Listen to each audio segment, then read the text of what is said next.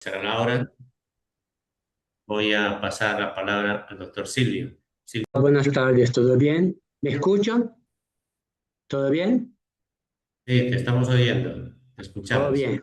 Listo. Vamos a ver para compartilhar mi clase, ¿puede ser? Sí,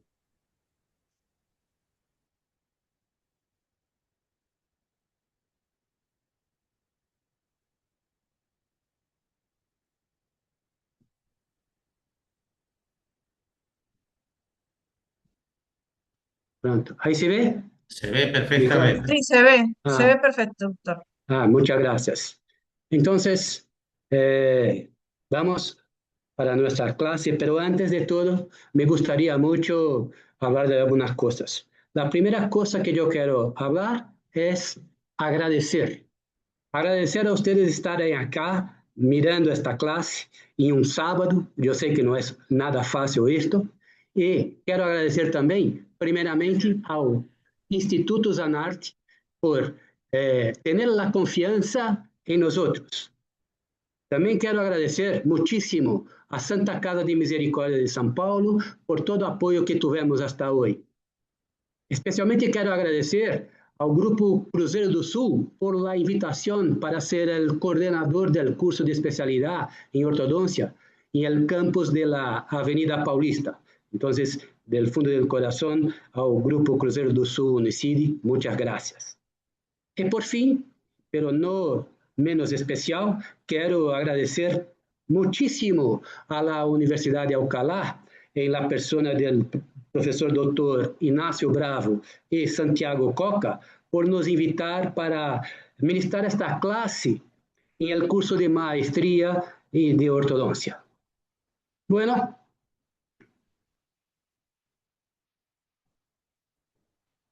também quero aproveitar para dizer a todos vocês que estamos lançando, por fim, um trabalho de muito tempo, de muito custo intelectual e todos os custos que podem ter um trabalho quando se busca ser algo sério. Estamos lançando a partir de hoje nosso curso por la internet. Yo me esforcé muchísimo para hablar en español, aunque sea un malo español, por eso peço excusas, pero para intentar pasar la idea científica la más pronta y eficiente posible. Bueno, las clases están divididas en clases muy corticas y objetivas. La calidad de video y audio están bastante satisfactorias. E temos nestas classes um material teórico e clínico muito contundente e completo, además de complexo. Entre este material, temos aí casos clínicos com sequência mecânica bastante detalhada, que penso eu ser algo que vai ajudar a todos que estão buscando conhecimento permanente, porque a vida é assim, continuamos aprendendo sempre enquanto estamos vivos. Eu penso que isto vai ajudar muito a vocês. Enfim, eu quero dizer que este trabalho que estamos fazendo, que se compõe de mais de 75 clases, é um trabalho que busca ajudar a vocês e demonstrar um pouco de nossos 40 anos dedicados a nossa especialidade.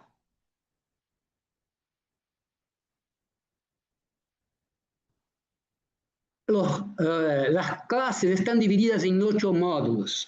Tiene, como hablé, más de 75 clases que van a abordar los más diversos puntos. Ahí está más alguna explicación que ustedes pueden mirar dos 8 módulos. Y tenemos ahí un contacto para que ustedes consigan arreglar y dirimir cualquier duda que tuvieran. Ustedes terán 2 meses de acceso com um custo de $1. Para isso, você tem que buscar, acessar a Hotmart e qualquer dúvida, estamos à disposição. Silvio, Dime, Silvio, voy Zenon, a puntualizar eso para los alumnos, que es muy por importante. favor. Desde la central de nuestras oficinas administrativas, a cada uno de los alumnos que están estudiando la especialidad, tanto en Santa Casa como en la UNICIR, se les está mandando a través de su correo personal o una contraseña para que tengan acceso a esas aulas gratuitas durante 2 meses. Eso es lo que quiero. Y las personas que no reciban pueden escribir al correo que el doctor Silvio mostró, sanar.peru@outlook.com, y inmediatamente, si están matriculados en cualquiera de las instituciones y además de estar haciendo el máster, se les manda estas aulas online que tú gentilmente lo has donado para tus alumnos. Solo esa aclaración. Ok, gracias, Zenón. Cualquier duda, entonces estamos a disposición. Bueno, entonces hoy nuestro tema es cómo ganar o recuperar espacios en los arcos dentarios.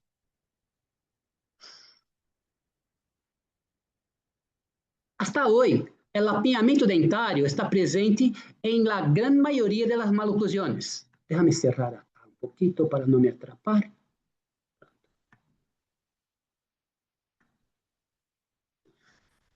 E, aún hoy, el apiñamiento por sí solo não pode ser indicativo de exodôncias. Infelizmente, esta foi uma fase bastante forte em nossa especialidade, que com o tempo foi diminuindo, pero aún hoy o apiñamiento é indicativo em muitas técnicas para muitos ortodoncistas em extrair premolares. Bueno, para compreender como tratar isto bem, vamos pensar um pouquinho quais são as causas do apiñamento dentário. Entre todas as causas que já nos explicaram, que a ortodôncia domina, talvez há uma causa que ainda não está plenamente dominada e, se está dominada, não tem a característica e importância que deveria ser dada, que é a evolução de los desde los primatas mamíferos hasta el Homo sapiens actual. Rápidamente, se pode falar um pouco do que nos explica o Dr. Sadao Sato e o Dr. Shirazo. O que passou com os mamíferos? Desde o início, havia uma correlação da base do crânio com maxila e mandíbula que foi se cambiando por conta da verticalização de los mamífero hasta llegar en el ser humano moderno. Con esta característica que se puede ver en amarillo ahí, a anatomía de la base del cráneo sufrió una gran flexión. Por conta de esto, ocurrió un reflejo total e inmediato en la maxila y en la mandíbula. Y este reflejo fue disminuir el perímetro de arco, tanto em superior quanto em inferior. Esta foto pode aclarar facilmente esta ideia defendida por el Dr. Sadao Sato. O perímetro de arco, em função da verticalização do ser humano, diminuiu de forma absurdamente grande, de tal forma que, hoje em dia, o que é comum é termos seres humanos com maloclusão e não com oclusão normal. E o fator preponderante para mim é esta imensa diminuição do perímetro de arco superior e inferior. Associado a esta diminuição do perímetro de arco, você pode juntar outros fatores igualmente importantes, tipo de mastigação, problemas alérgicos, respiratórios, todo esto vai estar junto com este, que é para mim o principal problema, diminuição do perímetro de arco. Isto generou algo que o Dr. Sadao Sato chama de discrepância posterior. Vamos ver. Quando erupciona o primeiro molar permanente, tanto superior quanto inferior, por diminuição do perímetro de arco, o germen do segundo e do terceiro molar exercem uma força constante em distal do primeiro molar. Desta maneira, durante sua erupção, o primeiro molar se põe um pouco mais adelante do que seria seu sítio natural se tivéssemos um perímetro de arco que coubesse em todos os dentes. Quando isto ocorre, o primeiro molar permanente acaba, entre comillas, por roubar espaço de premolares. Em la cronologia de erupção dentária, o primeiro molar se adapta, erupciona normalmente em maloclusão causada por segundo y tercero molar. Los incisivos vão erupcionar e aí vão roubar espaço também de canino. Isso explica por que temos tantos caninos mal posicionados ou impactados. Bueno, como nos explica Sadao Sato neste artigo, además de los primeros molares sofrerem um bullying del segundo e terceiro molar que los llevam mais para mesial, pode ocorrer, em função do padrão facial, também uma sobreerupção destes primeiros molares permanentes, traindo para os pacientes uma maloclusão com uma grande tendência de mordida aberta. E parece bastante interessante esta explicação do Dr. Sadao Sato e nos mostra como tratar. O que quero mostrar com isto é o seguinte: a partir de hoje, se você aún não presta atenção devida à discrepância posterior, você está cometendo um erro. Em la grande maioria das maloclusões, temos um problema dentário e não esqueletal. E este problema dentário tem uma origem em posterior, a discrepância posterior. Por lo tanto, as maloclusões dentárias que estamos tratando são consequência da discrepância posterior. Ora, como a causa genera a consequência, se não tratarmos a causa, não tratamos o problema. Como tratamos a causa, por lo tanto? Igualmente, o Dr. Sato nos indica extrair cordales. Desta maneira, eliminamos a discrepância posterior. Aí podemos tratar a consequência, que é a mala posição de los dientes anteriores. Bueno, com esta breve explicação de como me parece ser algo mais sensato e completo em la elaboração de um plano de tratamento basado em um bom diagnóstico, agora vamos pensar em como tratar esta consequência, apinhamento.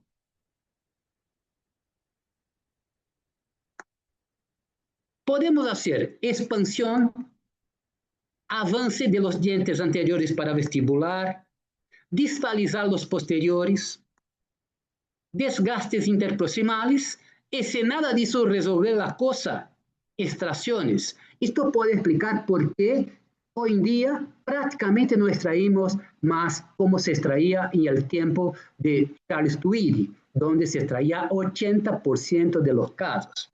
Há um valor histórico imenso, pero a evolução constante de diagnóstico e tratamento nos mostra que neste tempo ocorreu um exagero e hoje não se pode mais aplicar. Vamos então falar um pouquinho de expansão. Bueno, quais são os parâmetros que devemos utilizar para indicar uma expansão? Já que sabemos que hoje a tecnologia, a quantidade de aparatos já não é mais problema. Muito mais, o problema que vamos enfrentar é como indicar corretamente expandir. Cabe ao ortodoncista conhecer algo mais. É conhecer classe 1, classe 2, classe 3 e o que é uma oclusão normal ou ideal. Aquele ortodoncista que não domina sua meta, seu target, seu objetivo final, não sabe o que está tratando e tampouco sabe aonde deve chegar. Por isso, um bom ortodoncista clínico sabe exatamente qual é o resultado, a posição de cada uma das peças dentárias. Como estamos falando de expansão, vamos ter que buscar uma meta que é a posição correta de los dientes superiores e inferiores em las bases ósseas. Para dar parâmetro científico a esta evaluação clínica, anatômica, se pode lançar mano de parâmetro cefalométrico, onde se vai buscar informações da correlação da base óssea superior e inferior com os dientes. Isto vai basar sua evaluação e diagnóstico não em um pensamento individual, sino que em um embasamento científico. A propósito disso, eu vou relembrar a regra de expansão de Ricketts. Mira, cuidado quando você perceber que há possibilidade de expandir, porque normalmente pensamos que vamos ganhar ou recuperar muito perímetro de arco. Pero ve aí, ¿Cuánto ganamos cuando expandimos caninos en 1 milímetro? Expandir caninos em 1 milímetro nos dá de volta, ganamos em el perímetro de arco apenas 1 milímetro. Agora, quando expandimos premolares em 1 milímetro, o que se ganha em el perímetro de arco? Apenas meio milímetro. E veja, quando expandimos molares 1 milímetro em el perímetro de arco, ganhamos apenas 1/4 de milímetro. Eu penso que esta regra, se dominada, se você não se olvida disto, te informa os limites da expansão. Primeiro, poner os dientes em boa posição, porque se se exagera, vamos perder esta posição. É estável. E segundo, ao levar os dientes à posição correta, o ganho é pouco, não é algo que devemos levar em consideração como plano de tratamento, como única alternativa. Há que buscar outras alternativas.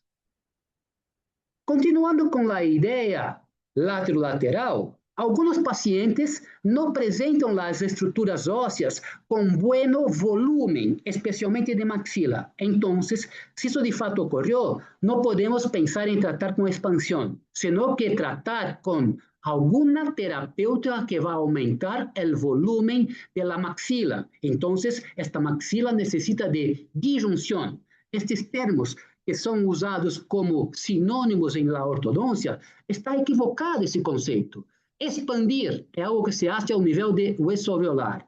Disjuntar é algo que se faz a nível de huesos basales, separar hemimaxilas. Se eu tenho dúvida quanto à necessidade de disjuntar, o exame clínico não me aclara a ideia, isto ocorre muitas vezes, tenho que lançar mano de exames complementares. E aí se pode utilizar a radiografia frontal, até que não se pueda utilizar tomografia.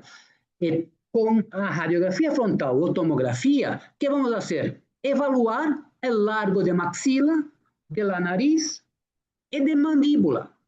Não importa se o paciente é muito braquifacial ou dólico facial. O que buscamos com estas 3 medidas é equilíbrio de base do crânio, maxila e mandíbula. Se isso estiver desequilibrado, há que disjuntar a maxila, senão você vai cometer um erro. Además de compreender o largo de maxila, mandíbula, nariz, base do crânio, você pode depois evaluar a correlação entre estas estruturas. Ou seja, há que dominar a análise frontal de nossos pacientes. Agora, se nós devemos apenas expandir, que é o mais comum, podemos utilizar, por exemplo, o que vocês dominam desde muito tempo, desde as primeiras classes de especialidade, o arco utilitário, que pode produzir uma boa e segura expansão. Para isto, les mostro um caso clínico onde, em el exame clínico, se percebeu aí que não havia um problema de base óssea, sino que um apretamento do arco dentário, produzido por la musculatura, que é algo importante para a ortodôncia, compreender, dominar e lançar mano, musculatura, neste caso, a musculatura apretou o arco, e com um arco utilitário, mira que amplitude de movimento expansivo conseguimos e quando já estamos a término. Compare ao início com o término. Agora, também podemos lançar mano para fazer movimento holodentário e torque de construir arcos em Eugiloi 16x16, cujo desenho vai estar com uma expansão e, na região de canino premolares e molar, um torque vestibular de raiz direito-esquerdo. Este arco que está expandido e com torque, quando se põe em boca, ¿qué produz? Esto. Fíjate em las figuras iniciais. Quanta falta de torque apresentam, especialmente premolares e molares. E com esta ferramenta solo, mira a amplitude, a dimensão que tivemos com este caso. Agora, se estas terapêuticas não forem eficientes, muitas vezes não são, você pode lançar mão de ferramentas mais efetivas, que são Por ejemplo, los arcos en overlay de Mulligan. Ahí está un casito donde había una falta de torque, un borde a borde cruzado, una mordida abierta, y ahí se puede notar ahí en este control que estamos utilizando dos alambres, un en acero 07 para el Mulligan y por abajo, en este instante estamos con un nitinol.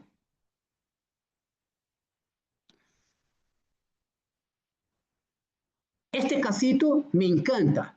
Es un caso de una alumna de nosotros, doctora Isabel González, que me dio a honra de tenerlo en mi clase. Por eso te agradezco muchísimo, Isabel, por me permitir mostrar ese casito en esta clase. Porque es importante que se muestre cosas que son posibles de hacer, aunque sea para un iniciante. No es difícil aplicar la herramienta. La dificultad al inicio y por toda la vida es hacer un diagnóstico preciso. Entonces vamos a ver el casito de la doctora Isabel, que interesante. Mira, la fotografía del paciente me muestra una cara un poco más larga, pero yo percebo un equilibrio entre base del cráneo, orejas, más mejilla, maxila y más ángulo goníaco, mandíbula. A mí me parece, al exame clínico, que yo tengo un equilibrio ahí. Por lo tanto, al exame clínico yo no quiero hacer disyunción. Doctor, tengo duda, no concordo contigo. Yo pienso que tengo que hacer disyunción. Bueno, el exame clínico no va a aclarar esta cosa. Hay que lanzar mano de un exame complementar, radiografía frontal. Si en la radiografía frontal demostrar que usted se equivocó en el examen clínico, ningún problema. Y así debe ser. Bueno, la doctora entonces evaluó y juzgó que debería utilizar una herramienta que haría resultados al nivel de arco dentario, porque se puede ver que este arco dentario sufrió una compresión muscular y por lo tanto está con una forma mala con falta de torque y todo lo que ustedes están observando ahí. La doctora entonces trató de utilizar un Mulligan, ve ahí el resultado. Ahí está algo que me llamó muchísimo la atención porque registró un sobretratamiento del Mulligan.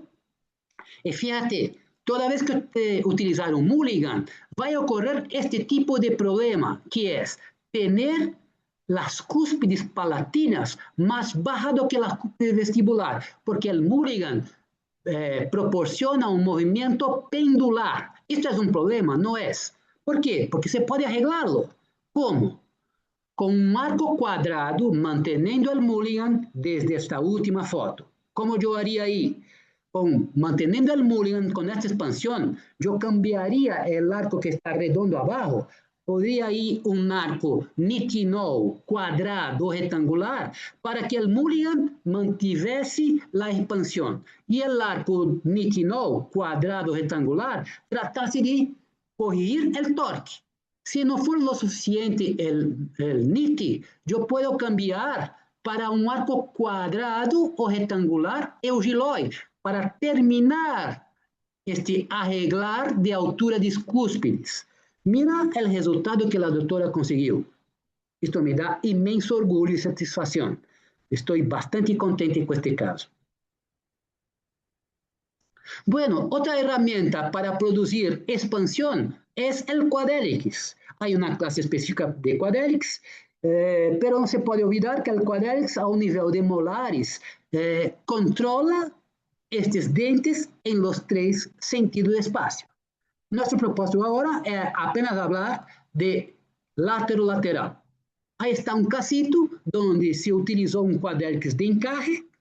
Se mantuvo el quadélix por 6 meses para que a forma del arco se estabilizase por conta de la musculatura por vestibular que quiere recidivar. Se manteve todo el tratamiento ahí y especialmente hay que hacer una retención que mantenga este nivel. Si no, los trabajos demuestran que ocurre una recidiva alrededor de 30% de los casos. Por isso, quando usted utilizar um quadélix, dois cuidados.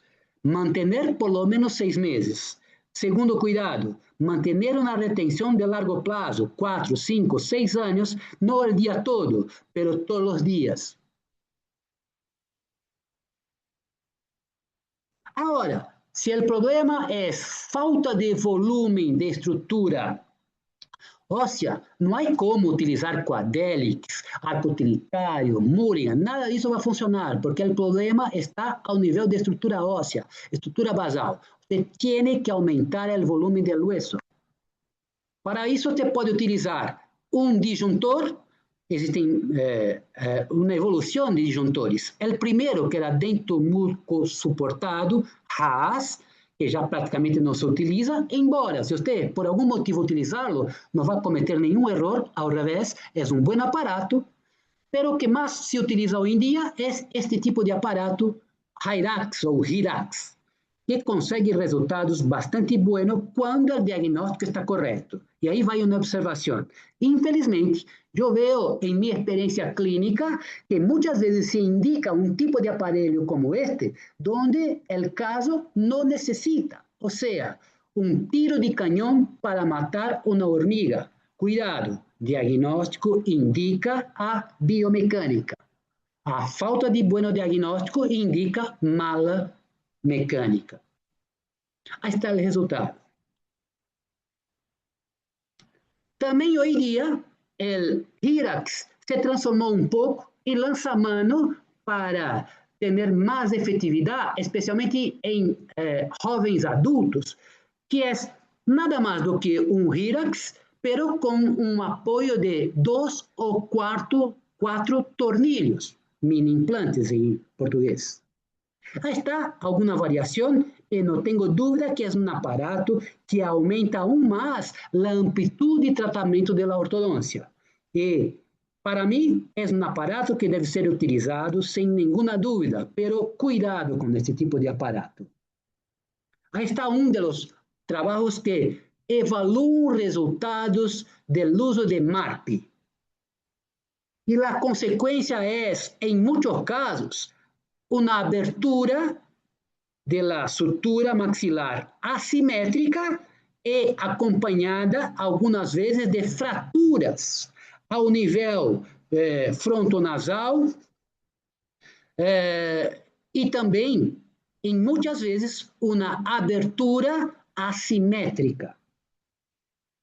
Aí está mais um casito mostrando esse tipo de problemas que o malo uso de MARP pode causar. Pero, reforço a ideia, há sim que se utilizar esse tipo de aparato, pero com um embasamento técnico-científico bastante profundo e com um cuidado aún mais grande. Não há que haver preconceito com a ferramenta, há que aprender a utilizá-las de forma correta. Para isso, há uma alternativa que me parece bastante interessante. Este é um casito onde o Dr. Marcelo Cini utilizou o auxílio, fazendo aí, nesta zona, perfurações para que, ao utilizar o Mulligan, tivéssemos uma disjunção efetiva, sem correr tanto risco aí de fraturas ou assimetrias durante o uso. É algo que você pode buscar tranquilamente, tendo em sua equipe de trabalho um profissional que você pode indicar a ser com auxílio cirúrgico. Bueno, então agora vamos falar em avançar para ganhar perímetro. Quanto podemos avançar os incisivos? E hoje é algo que ocorre muito em la mala ortodôncia que infelizmente ocorre no mundo, que é, por conta da tecnologia, dissolver todos os apinhamentos, transformando esses apinhamentos em biprotrusão. Ou seja, además de poder avançar os dientes com tecnologia que temos hoje, a pergunta é, ¿podemos fazer isto? Então, a resposta é também dominar a posição de término do ponto de vista biológico, anatômico, e um bom ortodoncista, ao mirar um dente, sabe evaluar clinicamente se esse dente está bem posicionado ou não, E para um iniciante ou para um detalhista que tenha experiência, não consegue ditar um tratamento sem mirar a cefalometria. Los parâmetros anteriores de los dientes incisivos buscamos en la cefalometría a través de las medidas 1-APO linear y angular. A medida 1-APO linear es aquela que mede a ponta del incisivo em relação a APO. E fíjate, no te olvides que APO é maxila e mandíbula, por lo tanto, estamos evaluando este incisivo em relação a maxila, PO, mandíbula. O doutor Masato Nobuyasu, haciendo su trabalho de doutorado, buscou parâmetros para sudamericanos, que é um pouquinho diferente para os números que conseguiu o doutor Ricketts. Então, aí está o trabalho do doutor Masato Nobuyasu, para que nós apliquemos, a partir do padrão facial, dólico, meso e braque, medida de um APO linear. O outro fator que devemos compreender é un APO, pero angular. É o mesmo, largo eje do incisivo inferior com plano APO. Por que é importante compreender e evaluar isto? Vea, estas três posições que temos aí de um APO linear, em la norma, pero vea a possibilidade de inclinação que se apresenta aí. Obviamente, uma pessoa um pouco mais formada vai dizer, porque isto é uma classe 3 esqueletal, porque isto é uma classe 3, a classe 2 esqueletal. Sem dúvida, em la classe de cronologia hablamos, primeiro evaluar a posição de maxila e mandíbula. Se aí tiver problema, não quero mirar dentes, porque aí é um problema esqueletal. Pero se você não se atenta a este tipo de coisa, mira uma APO linear, se olvida de angular, e que problema pode ter? Este tipo de problema.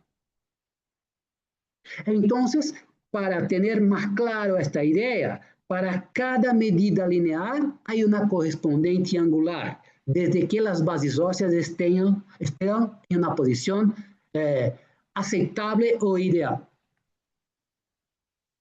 Se pode, então, agora falar que se vai avançar ou não os dentes em função de sua posição em la radiografia linear e angular. E normalmente pensamos nisto quando evaluamos um APO linear. E aí podemos aproveitar para relembrar o conceito de discrepância cefalométrica. Toda vez que, por conta da maloclusão e da medida 1-APO linear, acabamos por avançar o dente incisivo, que passa em el arco? Quando eu cefalometricamente avanço 1 milímetro o incisivo inferior, em el arco dentário eu vou ganhar o doble. Por quê? Em la cefalometria eu estou fazendo um raciocínio para o central inferior direito e esquerdo, pero em el arco, os dois dientes vão ser avançados. Por isso, o que passa na cefalometria, em el arco dentário, é o doble. Este raciocínio para avançar é claro e normalmente benéfico para o caso. Pero, quando ao revés, necessitamos distalizar o incisivo inferior, se eu distalizar em la cefalometria 1 milímetro, em el arco dentário eu necessito o doble, 2 milímetros. Por quê? Porque eu vou fazer este movimento em el quadrante direito e esquerdo. A isto conhecemos como a regla de Steiner. Aí está, vea, toda vez que eu avançar de gris para rojo, eu tenho um avanço de 1 milímetro, em el arco eu tenho o ganho de 2. Se for ao revés, de rojo para gris, eu vou gastar 2. Aí está. Bueno, vamos então utilizar estas orientações cefalométricas para tratar casos. Esta é uma maloclusão classe 2, divisão segunda, E aí você poderia pensar, bueno, eu vou utilizar uma ferramenta que distaliza o molar superior, depois levo o canino para trás, ou não, eu vou levar todo o bloco superior para trás, eu vou utilizar um extraoral, eu vou utilizar mini placas, mini implantes. Vera, não é ferramenta. Herramienta é secundário a diagnóstico. Fíjate aí nesta fotografia de boca e nunca utilize isto para hacer diagnóstico. Con esta fotografia de boca, usted associa informações cefalométricas. E aí veja que está me dizendo esta cefalometria deste caso. Está me dizendo o seguinte, su incisivo superior está mal. ¿Por quê? Alguém lo apretou para trás, musculatura. Su posição correta deveria estar com su largo eje paralelo ao eje facial. E su incisivo inferior está mal, está extruído em relação à orientação do terreno cruzado e está para trás da linha APO. Por isso, você deve paralelizar o superior, torqueando, e ao inferior você deve intruí-lo e avançá-lo, pero de corpo. Fíjate como compreender a cefalometria das maloclusões te indica a sequência biomecânica. Aí está o resultado. E que passou? Eu tratei este caso há muito tempo, e naquele tempo eu não dava importância para as medidas cefalométricas como deveria dar hoje. Então, veja que eu avancei de fato o incisivo, mas não controlei o torque. Está com uma inclinação muito marcada. Cometi um erro. O que quero dizer com isto, por lo tanto, é que não se impressione com este tipo de resultado clínico. É bueno, espetacular mirar dentes encajados. Quem é ortodoncista tem amor por isto, sem dúvida, pero isto não é o suficiente. Para compreender de fato o que ocorreu, há que profundizar a evaluação de resultados e perceber que está ocorrendo. Vocês sabem que, para compreender melhor, devemos fazer sobreposições, desmembrando a cara de nosso paciente. E quando hacemos a sobreposição, você vai aprender com seus erros. O que eu aprendi aqui? Que consegui trabalhar bem os incisivos superiores, perdi um pouco de anclaje do superior ao inferior. Passou bem, pero não controlei nada de torque de incisivos inferiores. Eu aprendi que necessito melhorar o controle de torque quando eu for avançar incisivos inferiores. Para isso, sabemos que o nitinol não é uma boa solução.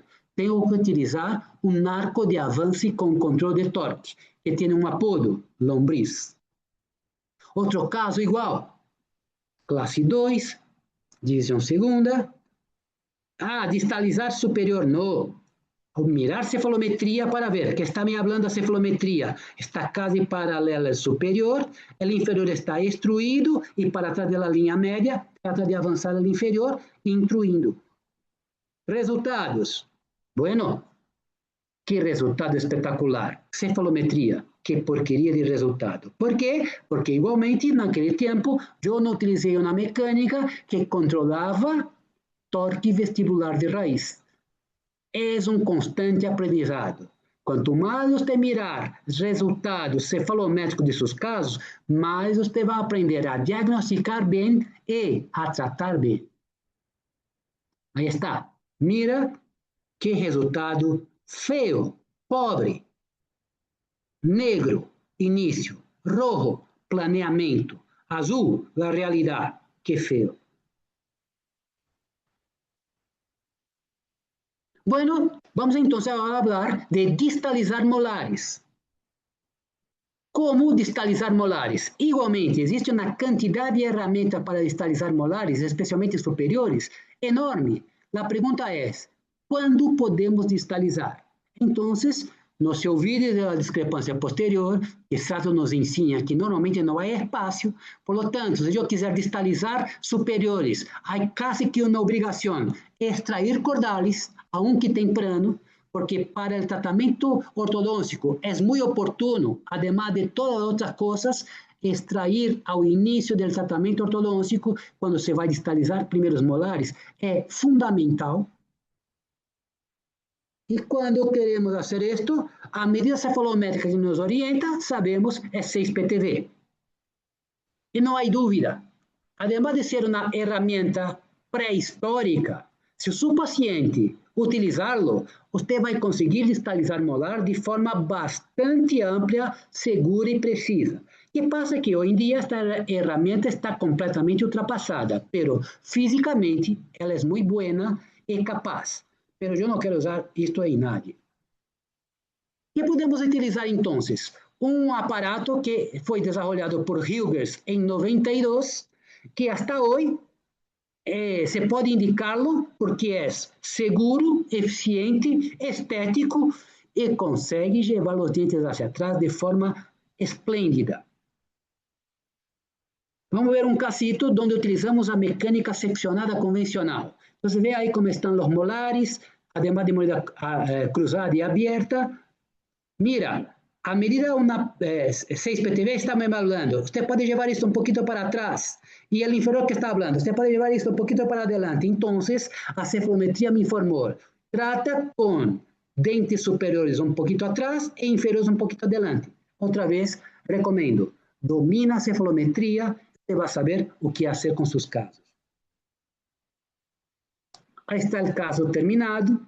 Repito, o propósito não é detalhar mecânica, sino, nesse instante, falar que é possível levar os dentes hacia atrás, molares superiores, como estamos mirando aí, e comprovar isto. Aí está, mira, 16. No te olvides que houve crescimento, então era 18 para 16, pero cresceu, que aí ia aumentar. Então, tuvo um movimento aí de por lo menos 3 a 4 milímetros.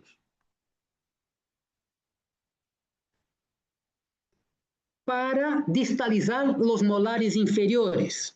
Bueno, aprendemos ahorita, o recordamos ahorita, que os molares superiores e inferiores, por discrepância posterior, tratam de erupcionar aunque inclinados, roubando espaço de premolares. Isto está clássico. O que vamos fazer? Tratar de verticalizar o molar e distalizá-lo. Este é um arco utilitário adaptado, se chama arco de Macandrius, que tem uma bolita aí, um helicoide, para travar um resorte, que, associado ao tip back, consegue verticalizar e distalizar o molar. Desta maneira, o espaço que não tínhamos, que impactava o segundo premolar, se recuperou e, se há espaço, normalmente os dentes necessitam de tempo e não de tração ortodôntica. E o curioso deste caso é que se pode ver a anatomia desse segundo pré, que era bífida, anomalia de forma. Aún assim, erupcionou solito. E os molares, que estavam inclinados hacia mesial, agora estão verticalizados. Outra possibilidade é utilizar os ensinamentos de Sadao Sato, que ampliam muito mais esta possibilidade de endereçar e distalizar molares.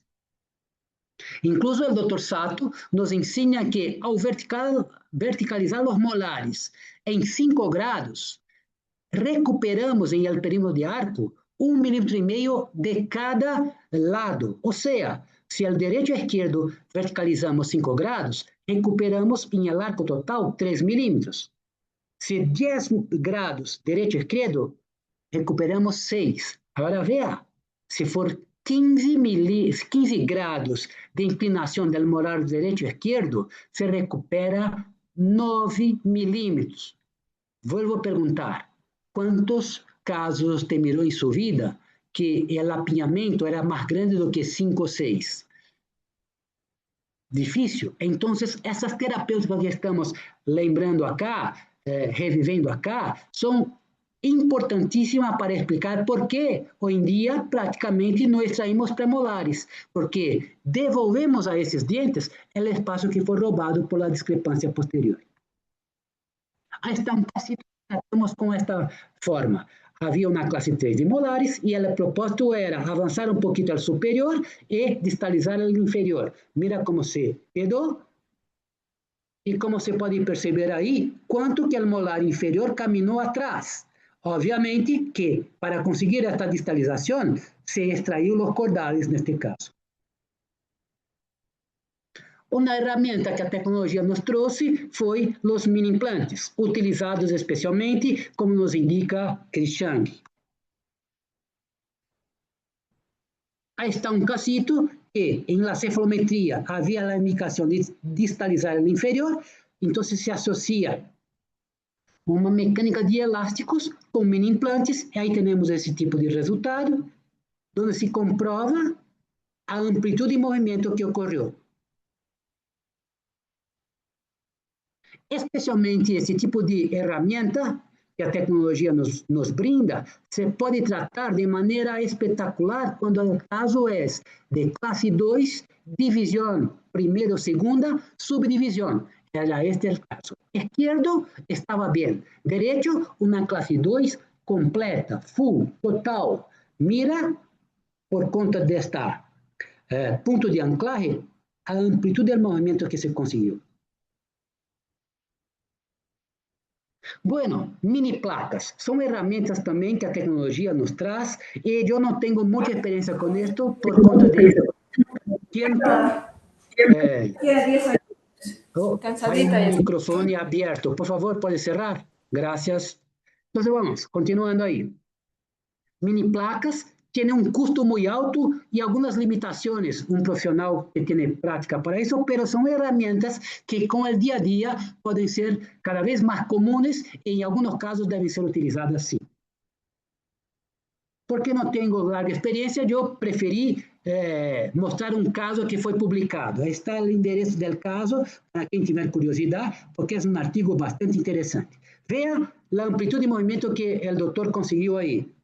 Y especialmente, mira el cambio que produziu en la cara de esta chica. Espectacular para mí. Vea, sem preconceito con técnicas, sem preconceito con tecnología. Hay que tener una realidad. ¿Qué tipo de tecnología usted puede utilizar en su clínica? Desde el punto de vista propiamente tecnológico, científico, económico, y utilizar todo, sem preconceito. Mira qué resultado espectacular. Yo recomiendo otra vez, busquen este artículo y den una ojeada, es muy lindo. Bueno, si yo no tengo la posibilidad de expandir, disjuntar, avanzar incisivos, distalizar molares, yo tengo que lanzar mano de desgastes interproximales. El desgaste tiene algunos aspectos y algunos profesionales que no aceitan muy bien esto. Yo utilizo de forma rotineira. El autor importante que trouxe informações a respeito desta terapêutica foi o Dr. Sheridan. E há muitos outros autores que falam a respeito disso. Por conta do tempo, eu vou ser um pouco mais rápido aí. O Dr. Sheridan nos informa que estatisticamente podemos ganhar cerca de 8,9 milímetros em los desgastes interproximales, em el arco inferior, que é o mais crítico.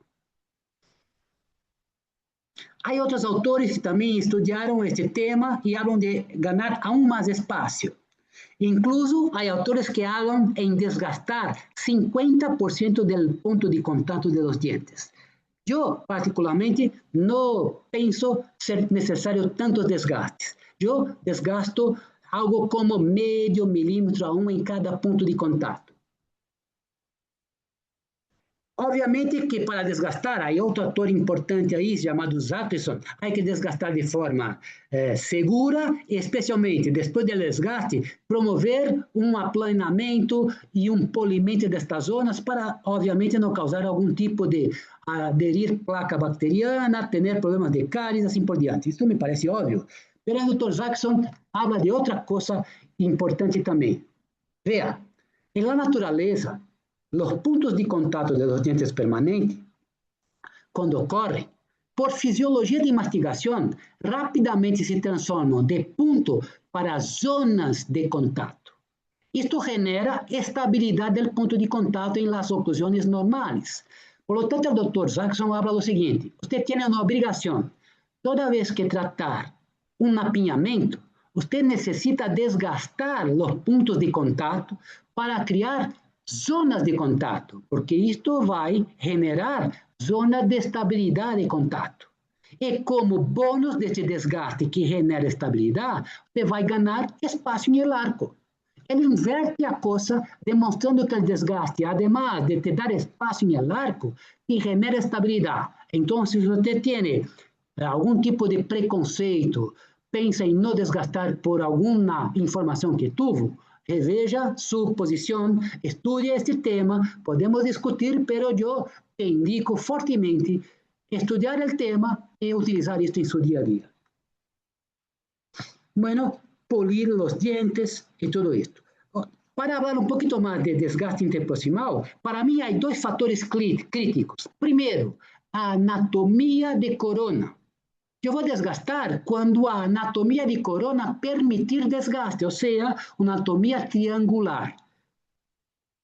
Se eu desgastar em anatomias mais cilíndricas, eu não consigo, após o desgaste, tocar um dente ao outro. Então, a anatomia de corona é um fator preponderante. O outro fator, igualmente preponderante e mais preocupante, é às vezes eu tenho uma anatomia de corona triangular que me permite desgastar muitíssimo.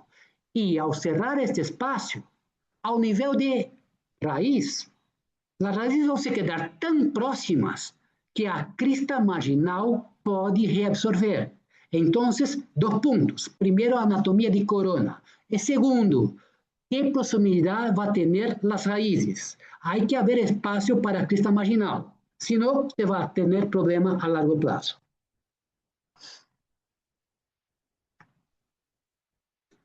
Bueno, mais algumas coisas aí que vamos falar. Cuidado com como desgastar, que tipo de problema você pode ter se não fazer bom desgaste, que é cáries, assim por diante.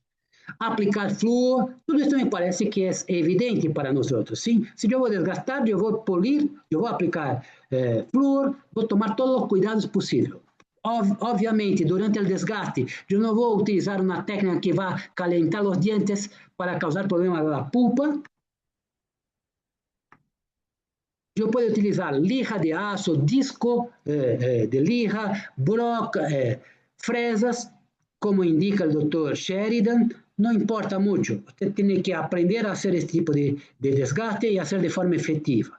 Uma outra autora importante é a doutora Julia Arfin, que nos indica como fazer todo esto, os cuidados iguais, aplicação de flúor, nos mostra aí se vai utilizar lija de boa qualidade, discos de desgastes, discos para polir, a maneira que hace, desgaste de polimento, discos para polir tipo Softlex. Bueno, mais importante que tudo é indicar corretamente o desgaste. Se você optar por desgastar, fazê-lo de forma técnica, correta e segura, e especialmente ao final do desgaste, proteger o remanescente dentário. Essa é a maneira que eu hago em minha clínica.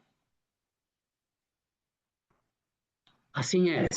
Eu utilizo uma pinça Mathieu, uma tira de lija doble, e com a pinça Mathieu eu limito para que não dane lá em cima. E há tantas outras maneiras, eu me adaptei desta forma. Listo? Bueno, assim é.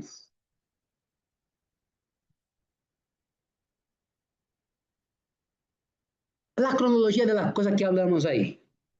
Desgastar interproximal. Distalizar molares. Avançar anteriores hacia vestibular. E expandir. E todas essas alternativas não conseguir recuperar e ganhar espaço, não há como. Vamos ter que extrair. E a quantidade, a porcentagem de casos que vamos, ao final da evaluação, extrair, em minha clínica não chega a 5%. Aí está a literatura que eu utilizei para esta classe. E chegamos ao final desta videoclasse. Eu agradeço muitíssimo mais uma vez a confiança que tiveram em nós outros, o Instituto Zanat, Santa Casa, o Grupo Cruzeiro do Sul, a Universidade Alcalá.